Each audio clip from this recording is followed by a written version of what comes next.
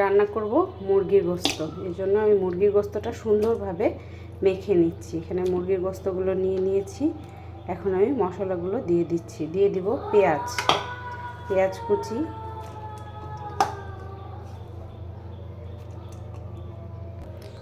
কুচি, আদা বাটা, রসুন বাটা আমি দিয়ে দিয়েছি।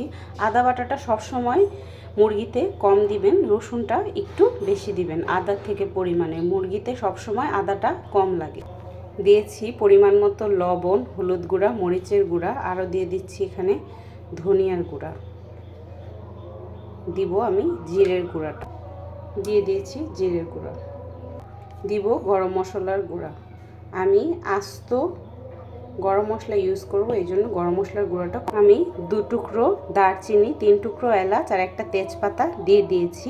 এখন আমি এটা সুন্দরভাবে মেখে নিব এবং মেখে কিছুক্ষণ সময় রেখে দিব। তেলটা আমি সুন্দর করে গরম করে নিয়েছি। এখন আমি মুরগির গোস্তগুলো দিয়ে দিচ্ছি। এখন আমি সুন্দর করে এই মাংসটা অনেকটা সময় নিয়ে কষিয়ে নিব। দিয়ে দিচ্ছি আলু আর রসুন দিয়ে আমি আরও একটা সময় কষিয়ে নেব। একটু পানি দিব, দিয়ে আরও কষাবো। দেখুন আমি সুন্দর করে কষিয়ে নিয়ে এখন মাংসটা সেদ্ধ হওয়ার জন্য পানি দিয়ে দিয়েছি। চলুন মাংসটা সুন্দর করে সেদ্ধ করে নেওয়া যায়। দেখুন আমি এখন গরম মশলার গুঁড়ো দিয়ে চুলাটা বন্ধ করে দিব। আমি আজকে এরকম পাতলা পাতলা ঝোলই রাখবো, যেহেতু এটা হচ্ছে লাল মুরগিটা। ফার্মের মুরগি আবার এরকম ঝোল খাওয়া যায় না, একটা ব্যাড স্মেল লাগে।